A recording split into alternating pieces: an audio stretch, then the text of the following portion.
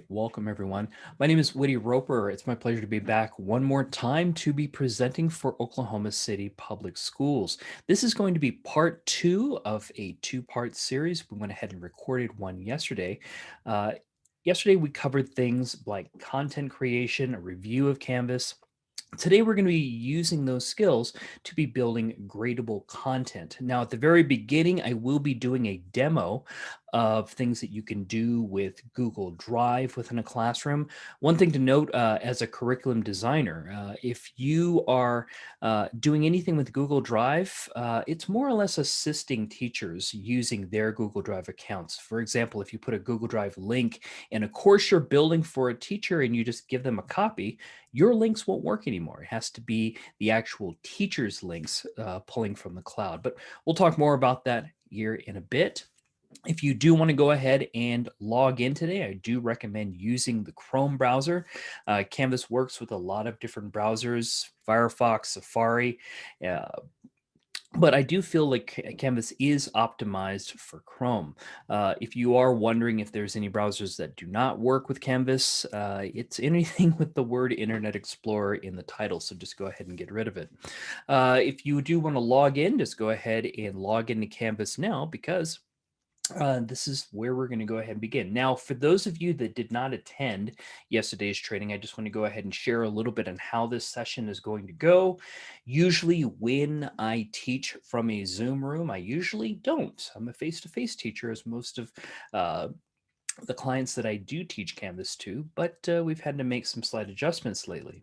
Well, I usually show you something. I'll show you an example of an assignment, what an assignment can do, and I'll even demonstrate how you're going to be able to build it step by step. So I encourage you to watch what I'm doing and watch me do it step by step. Don't necessarily worry about the point-by-point clicks if you're following along, because I'll give you some time on your own to create it. Yep, there's going to be some activities during our session. And during that time, you'll be able to ask questions in the chat relevant to any portions of this training. So let's go ahead and just kind of kick it off and talk a little bit about the power of Google Drive, or the Google LTI tool, and what it can do in Canvas. Now, it's important to note there are three main functionalities that Google can do within the Canvas LMS. Google can do things like allow viewable content. Viewable content is something to where we want students to look at something, look at this PowerPoint, read this document. There is no editing, there is no collaboration. You are just looking at something. So yeah, viewership. And viewership is usually done through the rich content editor and our modules. There's also the ability to share, especially if you're using the legacy Google Drive tool. You can create a collaboration for that. If you're a teacher in a course, you can create that and add collaborators with students, and they can edit a document together as a group. And then finally, there's the ability to give the student their own copy. The idea here is a teacher has a worksheet in Google Drive. They put it into a Google Drive LTI assignment, and the student, when they open the assignment, they literally start working on their own copy. And there's not any need for the teacher to modify these documents. We all know, like when we go to a document, if we want to share it, share the link, we get some choices, like anyone with the link can view, anyone with the link can comment, anyone with the link can edit, things like that. There's nothing that a teacher has to do in those situations. Canvas automatically understands, depending on where you place or link the document, it's like, okay, this is view only. This is going to give the student editing rights, or this will give a copy to the student, and so on. So let me go ahead and demonstrate these procedures. And also, again, just a reminder, when you as a curriculum designer just practice this on your own, well, when you're putting or linking things in your practice course, your sandbox course, that's completely fine. But if you were to take a copy of that course and give it to another teacher, put it into the Commons or blueprint it out, those links would no longer work. You got to realize that these links will only work in a course if you're a teacher and you have students viewing, getting a copy, or sharing those documents. All right. Other than that, let's go ahead and see what Google Drive can do. I'm going to go ahead and switch over to my Google Drive user, who's kind of hanging out over here in the background. This is a history teacher, and let me go ahead and show you what this teacher can do just by just going over to the announcements when it comes to Google Drive content. If I go to the announcements here and open up a new announcement, I'm going to be in the rich content editor. We talked a lot about this tool yesterday. Well, if I come over here to this little plug right over here, I'll be able to see all of my tools, all LTI tools that are available. And one of them is Google Drive LTI 1.3. So if I click on this, it's going to ask for which account, select a file, and I'm going to go ahead and kind of pull this little window in over here. And again, this is a teacher's experience, but Google Drive makes it pretty intuitive for them to just locate a file that they can use in their classroom. It starts with the most recent, so I'm just going to go ahead and click on My Drive. And let's take a look at some folders. Okay, American history, perfect. And let's take a look at some PDFs. All right, this is what I want the students to take a look at because this is a document to where I only want them to view it. They are going to read this document. So this is going to be this week's reading. All right, and I just put it there in the announcement. I think I'm done there. I'm going to hit save. That just sends out a notification email to all students, letting them know the new announcement's been created. And that's what it's going to look like. Now, what's great about this is that when the students come in, they take a look at it. There is no editing of this document. This is that concept of viewership. They're going to read this document. Other things that are going to be optional is that if you want to go ahead and change this document, or if it was a Google Doc, this is a PDF. A Google Doc means that as a teacher, I can go back into Google Drive, I can make some modifications to that document, and will automatically update in the course. It's kind of like the concept of a living document. It will change in this space. Another area to where teacher can go ahead and put viewable content from Google Drive is in the modules. If I come over here to the modules of a Canvas course, and I want to go ahead and put some reading here above an activity, or a PowerPoint, I can go ahead and come over here to any module. You just click on that three little dot menu. I'm going to go ahead and just select that, and then choose from this drop-down list external tool, because that's exactly what Google Drive is. If I do see Google Drive LTI 1.3, I'm going to go ahead and select this. It's going to take me back to the same process that I had there in the rich content editor. I'm going to go ahead and select a file. And let's go ahead and take a look here.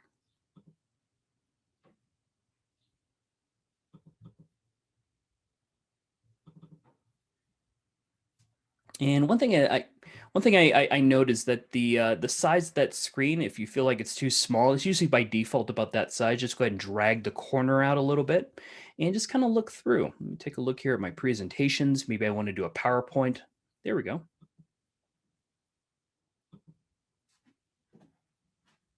And add that item. Now, when you do add an item to a module, it usually shows at the bottom of the module. I'm going to go ahead and kind of move it into position right about here. And this is what it's going to look like.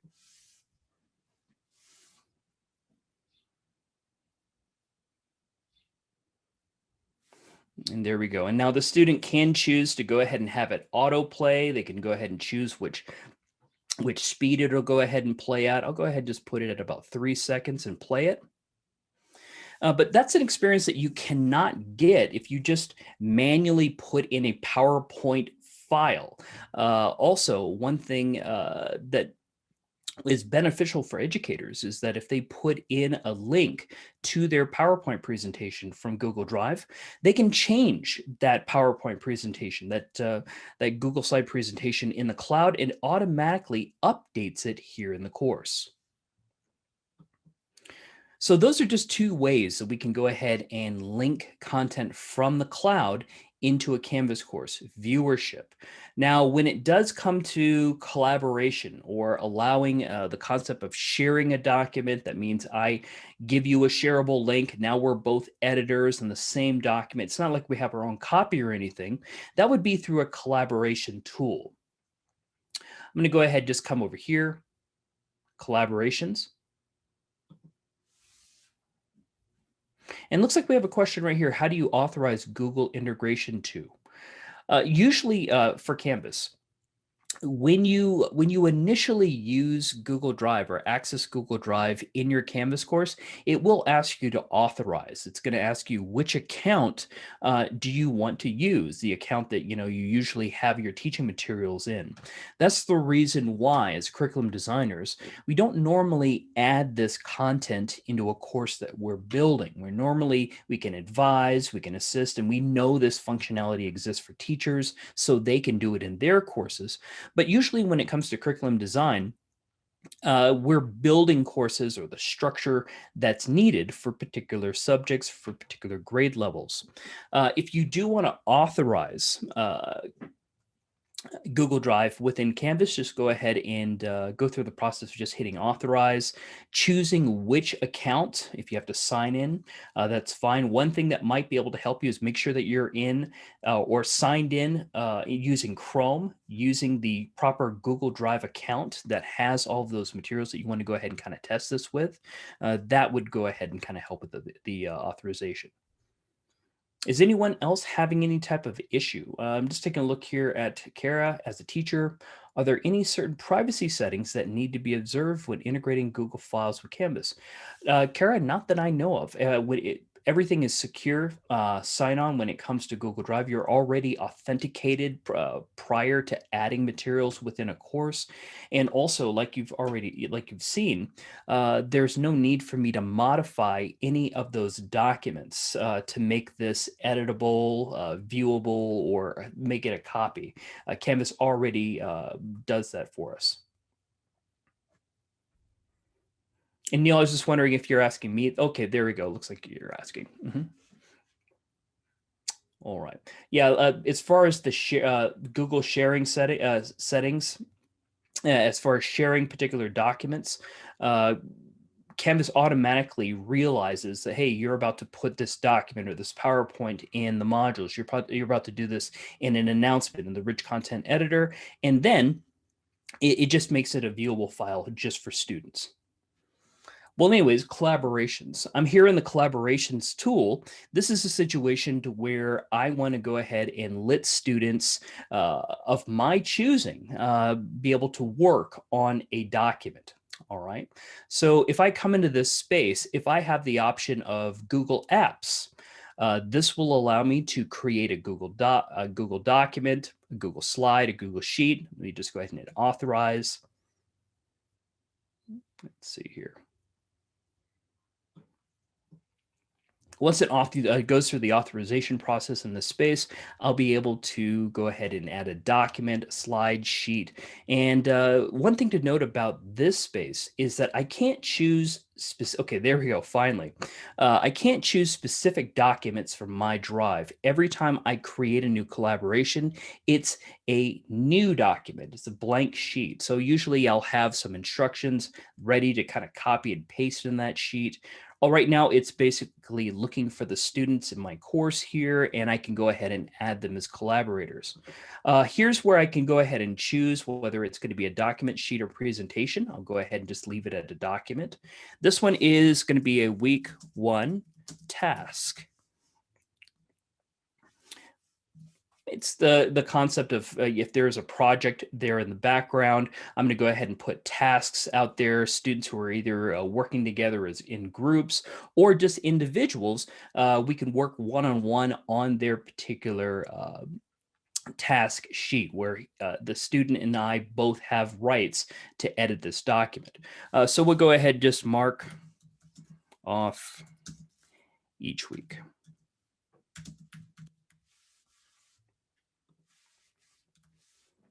And then I just choose individuals that will be part of that collaboration. So I'm going to go ahead and just choose this student right here. This student will be they're actually working as a group together. And let me go ahead and just give it a number because I might have a couple of these for different group projects. So this is actually going to be that group 1.1 and submit.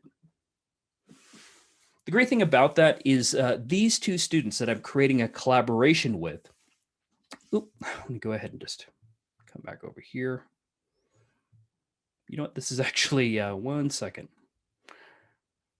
Those two students that I'm collaborating with, when they come into this area, they see this week one, task one sheet that we work together on. Now, when it comes to other students, like for example, me as an educator, I'll create a couple of those sheets, week one, 1.1 group, 1.2, 1.3, 1.4. Those two students only see this option right here because they're collaborators on that document.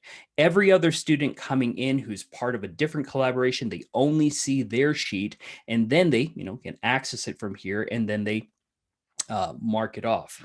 But again, this is that concept of being able to share some type of document that I create in this space and then assign it to whoever I want as a collaborator. And we can go ahead and work on it. But again, it's private depending on who I set as a collaborator. Now, there is one more area within Canvas to uh, not only share a document, but give a student their own copy. That is through our assignments. Now, I will talk more about Google Cloud Assignments today during our assignment session, but does anyone have any questions? Just go ahead and kind of throw it there in the chat when it comes to Google Drive. Again, I'll reiterate, whenever it comes to being a curriculum designer, normally I kind of stay away from cloud content. If I put cloud content, if I put any type of content in a course, I'm going to make sure it's accessible. The teacher can access it, the students can access it because maybe it's a hard drive file. I never want to link anything from my own account because after I finish building that course, I'm off to building another course for another teacher and so on. This is mostly just advising you, showing some functionality here that if teachers ask, yeah, you can show them, hey, you can access your cloud content in the rich content editor. You can access it through the modules, and you can do things through your collaboration tool. All right. Other than that, Google Drive and Canvas, let's talk a little bit about Canvas assignments. Now, Canvas assignments, they actually live, all of them, quizzes, assignments, file upload assignments, Google Drive assignments, gradable discussions, all assignments within Canvas live in a single area. All right, and I'm going to go ahead and just kind of head over here now and show you. If you want to see everything that is gradable within Canvas, all you need to do is go into the Assignments tab. The Assignments tab is located here in the course navigation menu. And depending on where it's at, it might be up here for you, or it might be down here at the bottom of the list. Just look for the word Assignments. Now, we do give individualized space to look at quizzes and discussions. So if you ever, for example, click on quizzes like we're going to be doing today during our quiz builds and just look at quizzes, that's fine. If you want to just see only the discussions in the course, graded or non-graded, you can go to the discussion area.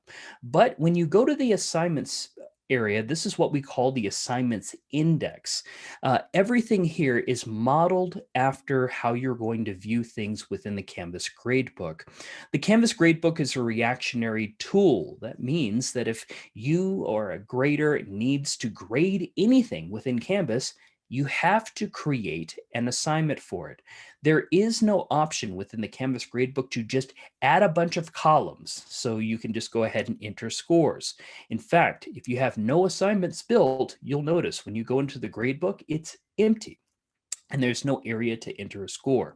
Now, we do get questions like, for example, hey, I'm not planning on using Canvas for a majority of the things that I teach. I'm a face-to-face teacher, and I do a lot of lecture, and we do in-class paper assignments, or I do a lot of observational assignments where the student performs a task in front of me, and I basically mark it off on a sheet.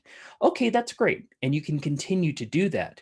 But the next question will be is that, okay, well, that paper assignment or where you're watching that student performing a task, will you eventually need to grade that student for whatever reason? Will they need to be given feedback on it? Yes, they will. Well, if the answer is yes, you need to create an assignment for each one of those pieces, whether it's an on paper assignment, whether it's observing behavior. So Our job as curriculum designers is just basically to provide teachers those options, just letting them know that, hey, you may be kind of hands on with Canvas or a little bit of hands off, but when it comes to gradable content, you have to create assignments to have some type of column in the gradebook to enter those scores eventually. So, in this particular space, the assignment index, we usually see things like these. These are what's called assignment groups. Think about them as categories, think about them as buckets, buckets that contain certain types of assignments. Like this one's titled online assignments and it contains 4 assignments. This little bucket right here. This is the offline assignments, non-submission and paper assignments done in class. Just to show you some differences between these, we'll take a look at them in a second. And then just other little categories, my homework and discussions, quizzes, surveys, and so on. This is never an area that the student is going to see. That means if you went into student view, you would see a particularly different experience. And by the way, student view is located top right-hand corner in this space. You'll see things like upcoming assignments, undated assignments, things like that. So this should kind of tell you one thing, is that the assignment index is not a delivery tool. Sometimes we confuse the assignment index with what we see in the modules. For example, this is the assignment index. We've got a couple of assignment categories. If I switch it over here to the modules, it kind of looks similar, doesn't it? It's got a little box up here called Teacher Resources, Let's Get Started, things like that. So you never want to confuse either area. When it comes to course delivery, it is always going to be through the modules. If I do need to give a week 1, week 2, week 3 assignment, I will put it in the modules, and I do everything that I can with things like text headers, indentation to make this look the least as possible from the assignment index. I want to go ahead and kind of distinguish this space so I never confuse it with the assignment index. Again, this is a view that we as curriculum designers, teachers, and so on, this is how we view this space. So the first thing when you're building within a Canvas course, when you're building that course, you need to determine what assignments will be in this course and what groups will hold them, what categories. If your categories are strictly assignments, discussions, and quizzes, I guess you're just having 3 assignment groups, 1, 2, and 3. But if you're using a student information system that needs to work with Canvas for grade passback, sometimes there are actual requirements that the assignment index needs to be set up as to match up with your student information system. For example, some student information systems require that the title of your assignment group match whatever grading criteria or grading category is in your student information system. So if you're in your student information system, if you have a grading category or an assignment category called examinations, well, you need to create the same thing here, titled the exact same way, and you put all of the examinations in that bucket, right?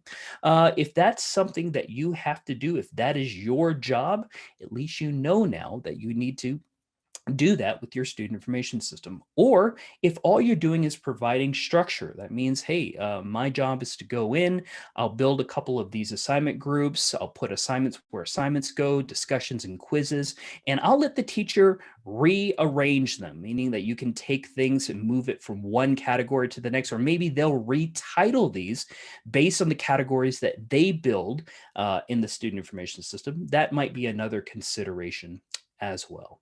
So the first thing that I need to do is create one of these buckets, one of these categories, because I'm eventually going to put assignments in it.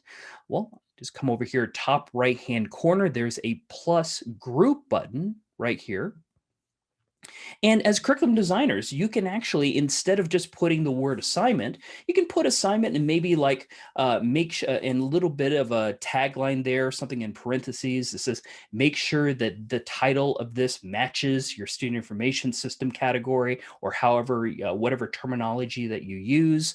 I'm going to go ahead and just put this as a participation assignment group. And I'll put right here, maybe an abbreviation right next to it, an abbreviation of how that's actually identified by the student information system. In my student information system, it identifies the participation assignments by PST, right?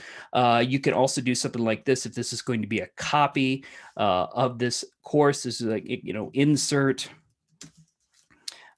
SIS title here. Something like that.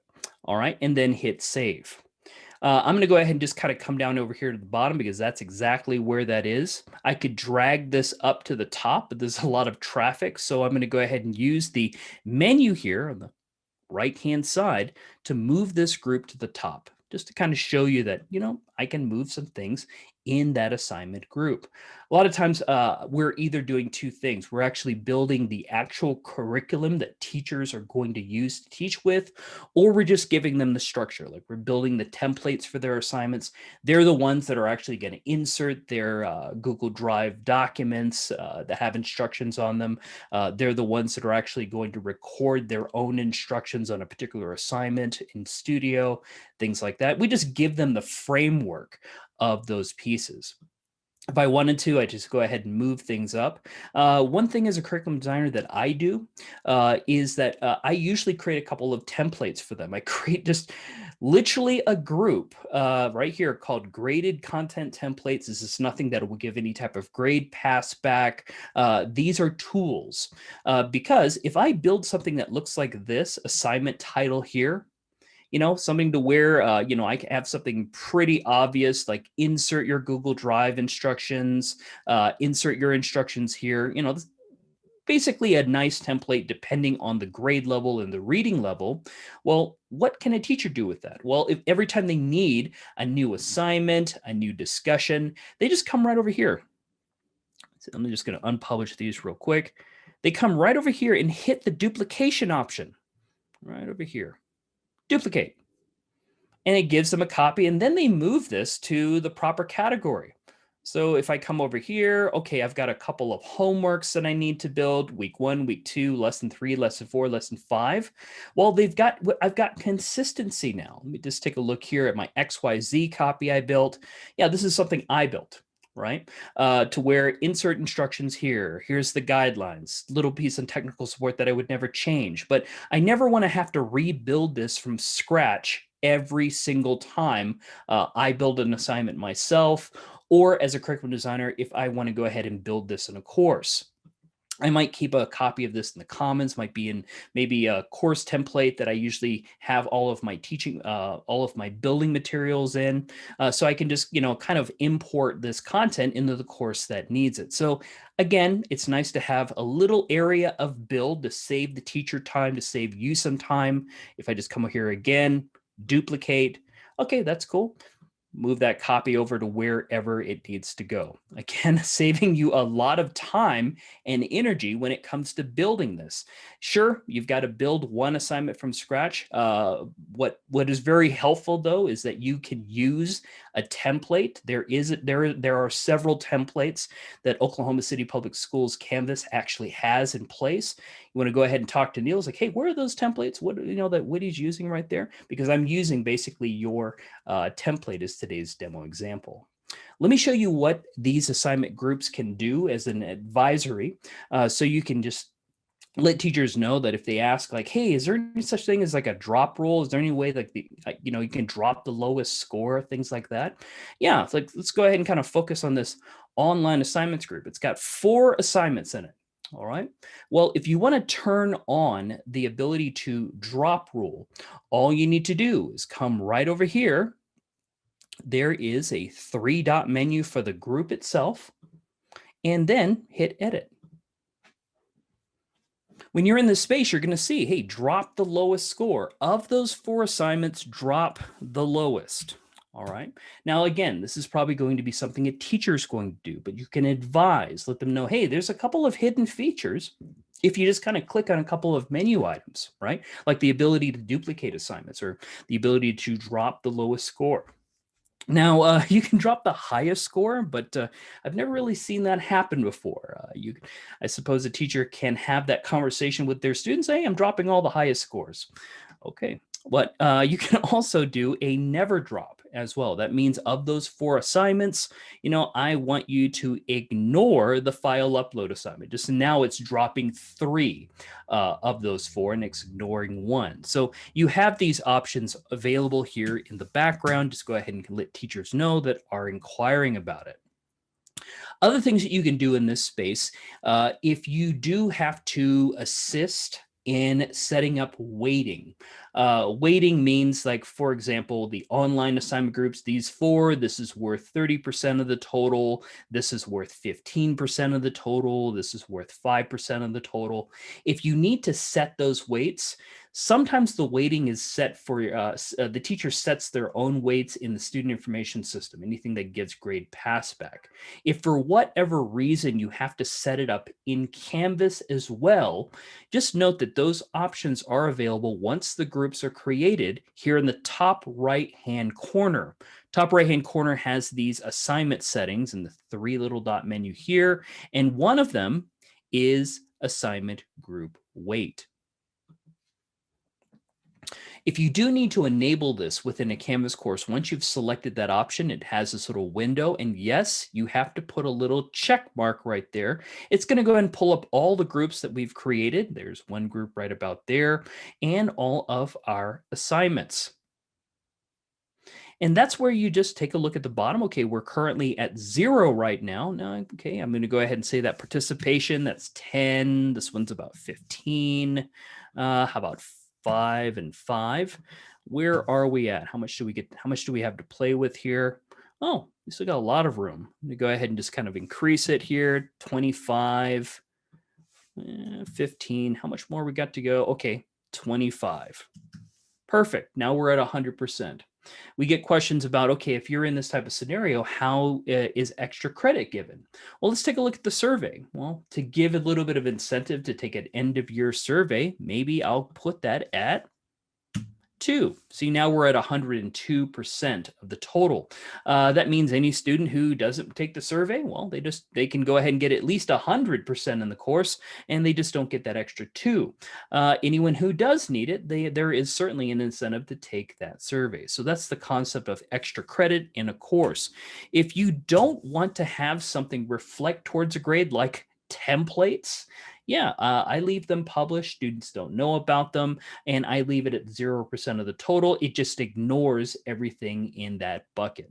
All right. But that's how you can set up weighting in a course. And that becomes something that you might need to assist a teacher with if they're saying, hey, I've got a syllabus that I just uploaded. How do I get this space to look like my syllabus? Meaning that I've got assignments that worth, 60% of the total. I've got quizzes worth 40%. Those are the only 2 categories. What do I do in this space? Well, yeah, they got to build 2 assignment groups and then put their assignments in one, their quizzes in the other, and set the weighting 60-40 in this space. Here's something that you might be interested in. If you have anything to do with at least giving that preliminary start of the year due dates, meaning that you can go ahead and set due dates of all these assignments that you're about to build for teachers, or if you're just building structure and you need to advise a teacher on how due dates can be changed in bulk, you can actually hit that same menu up here in the top right-hand corner. There's going to be something that says Edit Assignment Dates. Now, this is an amazing tool, and sometimes when I show this, teachers start crying because they didn't know this existed. Yeah, changing due dates can be tedious. You got to go to each assignment, open it up, hit edit, and then save it. Or the other fast way would be go to the calendar and kind of drag and drop assignments in different days in a monthly view. But if you come into this space, you can actually change all of them in bulk. You can remove all of the due dates. Like, for example, right here, if I wanted to shift all of these dates right here, I could just say, okay, anything that starts here in April 30th to May 24th. All right, so May 24th right here, apply. Okay, so then I would hit batch edit, which is right here in the top right-hand corner. It's going to give me a couple of options. So say, for example, all those due dates were from last year. Because I've just copied over a course, but it still retained all of the old due dates. Yeah, I could shift that 365 days. All right. And now, will it be perfect? Probably not, but we can do some fine tuning here because all the due dates are in the same area. What if I want to just shift it 7 days? I can do that as well. I can also remove all the dates, and that's pretty good too. As a curriculum designer, I can remove all the dates and let the teacher decide what dates there are. If I have to clean up one of their courses and it has all old due dates, I just remove all the dates and, add any things that they're going to need for the new year, any new Canvas functionality that's shown up. I'll go ahead and kind of put that front and center and give them some training aids to show them how to use it, and then give them their course. It's kind of like a clean slate. They'll set all the due dates here when they first start, and that's actually pretty cool because they would come into this space. One of maybe their course setup procedures, like maybe a checklist, come over here, open up the assignment due date area in the assignment group space, and add their due dates at the beginning of the year. Right. So anyways, I'll shift this by 7 days to show you what it looks like. Look right there, no April date right there. Everything is shifted over. I'll hit save. And it'll just kind of run through a little process right over here. There we go. Shifted all the dates. Shift all the dates, remove all the dates. I just want to make you aware that this functionality exists within the assignment index. I'm going to go ahead and close this out. And there we go. And let you try this out a little bit. I'd like you to go ahead and maybe create the groups as necessary. As curriculum designers, you should know what you need to do as far as like, yeah, I create the groups for them, but they have free range to change them. I provide the structure. Or your only job is to go ahead and just create a bunch of templates, put it into a template group, and just show them, hey, if you need one of our new assignments, something that actually gives consistency from one assignment to the next, you can create a media assignment template, a file upload template, a group discussion template. Yeah, anything that saves them time, you can go ahead and create them as tools they can use in the course. And if they're wondering, hey, how come these don't have titles? Well, you just tell them, hey, come over here, hit the duplication option, and then move that into the proper bucket that you're going to use that assignment for. Right. So that's going to save them a ton of time. All right, so enough of me talking. Let me go ahead and let you try this out for yourself.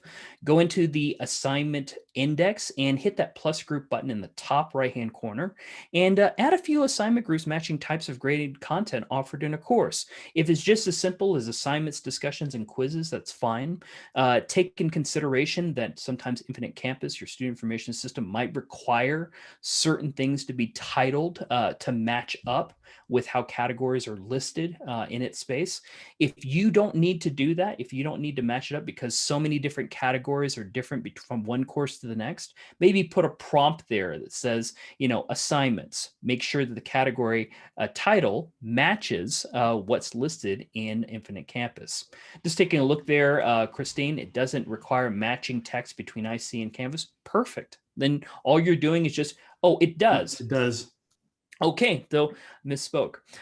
So if it does, I would put a prompting there saying, assignments, discussions, and quizzes, and then just basically put in the parentheses, make sure this title matches whatever text is in Infinite Campus and so on.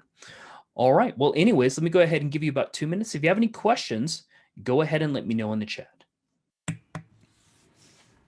We have a question in the chat. Kara, how do we add a template from Commons to our course again?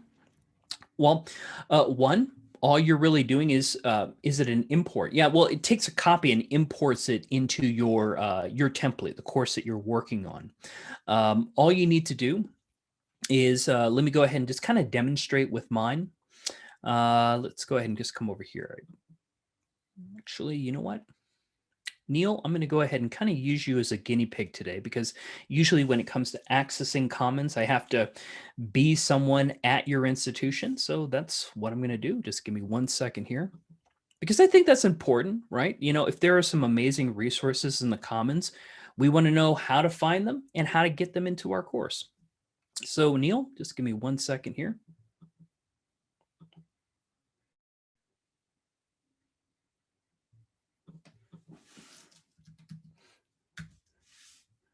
And there's definitely more than one Neil. So Neil, I'm just going to go ahead and take a look here, like Kellogg the cereal.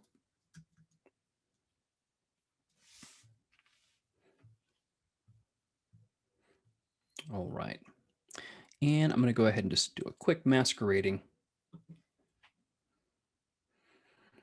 All right. So for those of you who've been kind of curious about that, you've heard of things like the word commons, how do I get a template, things like that. I'm going to give you a step-by-step walkthrough on how you would do this. All right. So if you have some type of sandbox course and you want to go ahead and import one of these cool templates into it so you can begin building with that template copy, well, when you're logged into Canvas, definitely make sure that you have something to put it in, like a sandbox, some type of course, and then head over to the Commons. Commons located right over here in the global navigation menu. Once you're in this space, right now what you're viewing is the public commons, and it can be pretty overwhelming considering there's over 1,000, 193,000 items. So let me give you a quick tip. If you only want to see what has available for Oklahoma City Public Schools Canvas, you can actually filter it right over here, top right-hand corner. When you filter it, you're really coming over here and you're noticing that there's a couple of groups that you can access. That means that groups have been created in this space. Depending as E3 group, elementary, yeah, all of these templates have been put here for those groups. So if you want to go ahead and take a look at Oklahoma City Public Schools, wow, that's a lot of resources. That's about 1,000. Then you can go ahead and kind of come through here. Here are modules. If you're saying, hey, I want a template of a course, well, you can go ahead and filter it even further and say, you know what? I don't want the modules. I want courses. So now it brings it down to 245, and I want specifically templates. So just go ahead and add templates. So let's kind of see what's available with course templates in this space. And Neil, you can go ahead and kind of let me know as far as like what are the good ones here.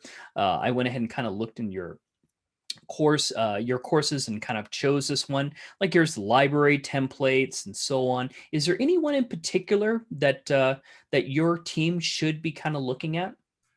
Yeah, anything with my name on it is just fabulous. Oh, perfect. Perfect. Actually, if you scroll down a little bit, and you'll see the ones that have the Oklahoma City bird on it right there. Oh, Mm-hmm. You've got some school templates we've created for principals. If you go up a little bit, these are the main templates we've got right here. The library template, the K4 template, and the 512 template are what we're sharing with teachers to get started with. That's what you're using today. I think you're using the 512 template. I'm using the 512 template today because a lot of the things you're talking about are already pre-built, and it's easy to kind of build out from there. But the things that are labeled with my team's name are things that we've created recently to share out. I know other schools and teachers have been sharing templates too. We haven't had a chance to look at everything, but I can guarantee the ones that have the OKCPS bird on it with someone from the ETS team, we've gone through and vetted those and have been really careful as we're building them. Excellent. Well, anyways, once you've chosen one of these amazing templates that Neil has provided, all you're doing is clicking on it. Now, if you're kind of going through and you're kind of wondering which template you want, we do give you the ability to kind of preview the template first. It does go into the modules to show you what the modules look like. If you do want to see what the homepage options are, like the front display of the course, just click on the pages option there and look for that homepage right here. And that's basically the homepage of the course that I'm using today as a demo. So that's the template. So I'm going to go ahead and just kind of put this keyword search right there, drop it in the chat for all of you. There you go. If you do a keyword search on that one, or just basically, I think you could just go ahead and type in OKC PS template. It'll pull back everything with that in the title. It means they'll also pull back the, I think the K through 4 template.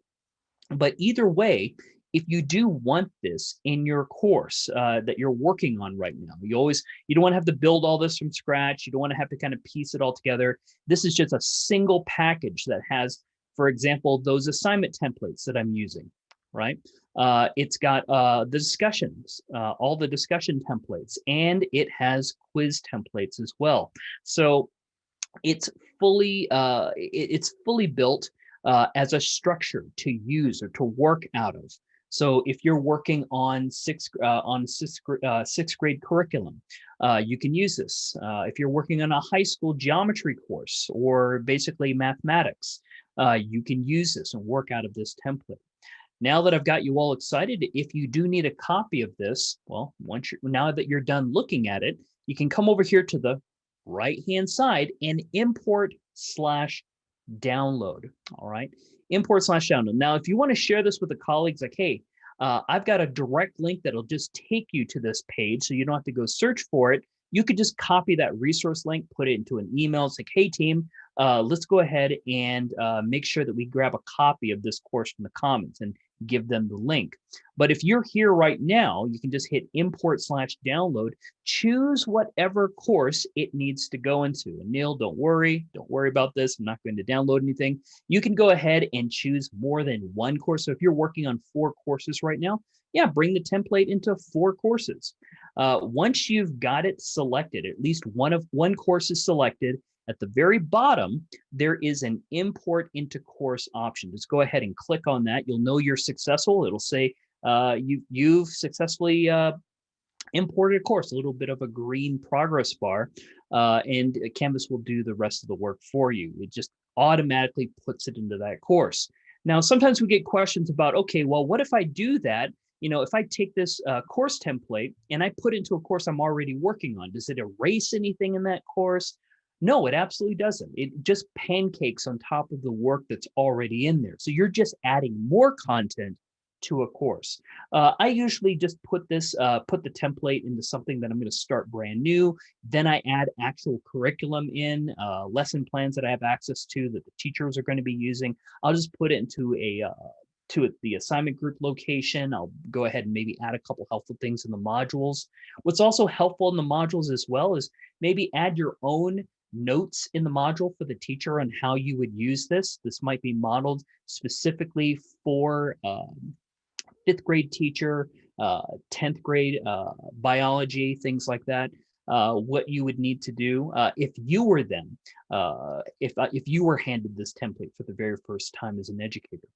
All right, but other than that, that's how you go ahead. That's how you find the template, look at it, and then import it into the course. Hopefully that was helpful, Car. Perfect. Awesome. I'm glad you were able to locate this, and anyone watching today where you can find these amazing resources. And I will kind of tip my hat off to Neil. This is some amazing work that you and your team have done as far as putting resources here in the Commons. Usually this is kind of a barren area when I go ahead and kind of narrow the search just for the school. We can certainly see that the public, 193,000 results, but there's at least over 1,000 results just for your institution. So yeah, this is pretty cool. All right, everybody. Well, anyways, Neil, I'm going to go ahead and stop being you for a minute here and just head back over here in the assignments. So everyone should have created some type of assignment group. And remember, there are certain requirements. If it is your job to create these assignment group categories and align them with categories and how they're listed in Informative Campus, go ahead and do so. If your job is not that, maybe you can go ahead and put a little bit of a prompting, important. Make sure the title matches your groupings or your categories in IC, right? Very important. Maybe with a stop sign, a couple of exclamation points, all in caps. Sometimes we get a couple of questions like, "Hey, Woody, how do you add those emojis?" Be careful about that if you're using a student information system, because student information system doesn't have emojis. but you could potentially put them in the titles of assignments. Teachers can do that as well to make it fun. As long as you just have some type of emoji, you can just go ahead and paste it into the title. All right, now that we've got a couple of these groups built, let's go ahead and talk about the assignments that we can place within them. Mainly when it comes to curriculum design, our job is to show teachers what Canvas assignments could be like, right? Whether we build a template, we don't want to always stick with just one thing, right? File uploads, right? There are so many different submission types that are available for teachers to use in their course to assess understanding of a topic, whether it's a video-based assignment, studio assignments, whether it's file uploads, text entry, Google Cloud assignments, a lot of different types. All right. So let me show you the different types that we can actually build and put in this space. And then we'll go into an assignment build. I'll start with the text entry style assignment. And again, I like using the template, meaning I hit copy, add my own instructions, my own questions, but still you'll see the consistency from this assignment to the next, right? Students' eyes will be drawn to this area first, know about what the assignment's about, then come down over here, what they want to need to have turned in, and maybe a technical support piece down at the bottom. All of this is usually provided in that template course. You just kind of fill it in if needed. So this is a text entry. What exactly is that? Text entry assignment is something to where it gives a student their own their own box to type in. They don't have to open up a Google Doc. They don't have to open up anything externally. They literally are given a box, they type in it, and then they hit submit. Now that's great. If I had this assignment as a student, I would probably copy those questions right there, paste it into that box that Canvas gives me, and put my answers right next to it. All right, and then turn it in. That would be a great situation, if only for the fact that when it comes to text entry assignments, graders cannot annotate this type of assignment. They can't highlight, strike out, draw on the page, draw arrows. That would be a file upload assignment. But still, in this particular case, this might be very simple. When it comes to the student app, for example, the student app, this is probably the most easiest assignment to turn in because it literally gives the student a little text box. And if they can text anything into that box and hit submit, well, that's basically their submission. So a text entry assignment gives a student a box to type in. File upload. Now, file uploads where we want the student to turn something into us, like a Google Doc, accessing your Google Drive, any file from that space, or uploading something from our computer, any type of PDF, any type of file. In fact, there's only one file that won't work. Any students who are using Pages, specifically Apple Pages. Apple Pages is basically Apple's version of Microsoft Word. It just won't work with Canvas. So just tell them, whoever's using Apple Pages, save it as a doc and it will work every single time. All right. And again, this is something that will be turned in. Now graders can annotate it. They can draw on it. They can highlight, circle, type on the page. That is what you want to use in this space. If you ever have a teacher saying, hey, I do a lot of worksheets, but I have the students take a picture of it and send it to me, you want to use this style of assignment, a file upload, because the file upload also enables the student to use the webcam on their Chromebooks or whatever the computers they're using and take a photograph of it right there in the room. So they don't have to use their phones to grab a photograph. It will use the webcam for them. And those images can be annotated as well. So if I hold up a worksheet to the camera, take a picture of it, a grader can look at that image and they can draw on that image. They can circle my equations, where I went wrong, and so on. But that's a file upload assignment, again, using a template for consistency from one assignment to the next. Another type of assignment, media submission. This is where I'm asking the student to turn on their camera and give me a small video essay. In this case, I'm asking the student to submit a 10-minute studio video essay. That might be a little long. I may need to shorten that to a 5-minute video essay. But yeah, the thing that I'm asking the student to do here is turn in a video. All right. Well, that's a media submission type that you can have within a course. We'll talk more about, how do we make those instructions very clear to the student through screenshots, through screen capture, kind of demonstrating using the student view and so on. But again, I like having consistency from one assignment to the next. That's my media submission. And then finally, website URLs. Uh, any type of URL, whether it's the shared document, if this is going to be an entry from a third-party journal, I need the web address of that link, that journal, that document that would be placed right here, and then that could be opened up by the graders so they could go ahead and read, review, and give feedback. So those are a couple of the online type of submissions that can be built within a Canvas course. Online, meaning they hit submit, turn something in virtually, right? Now, there is this concept of offline assignments. The idea of turning in paper assignments or assignments that aren't turned in virtually or manually. Think about the concept of a presentation. When you're giving a presentation as a student, you're not turning anything in, you're just presenting. Think about, for example, physical education. I'm reviewing, a student, their ability to perform a physical task. There's no way to turn something in. I have to watch or view it. If you're not having the student, for example, taking media of it, maybe you're in person, you're watching in the field, you're in a drama classroom, theater, choir, things like that. If you still need to evaluate the student, remember what I said in the beginning, you still have to create an assignment for it. And that's what we do here. So you can have on paper assignments. The benefit of having things like on paper, even though you're doing it in class, is that I could put a document link here and the student can download it, print it out, fill it out, and hand it back in class. So that is an option. But again, if you get a little bit of kind of pushbacks, like, hey, we're doing this on paper, why do I need Canvas? Well, a couple things. One, you could give them the link so they could already have that document printed out instead of you handing it out in class.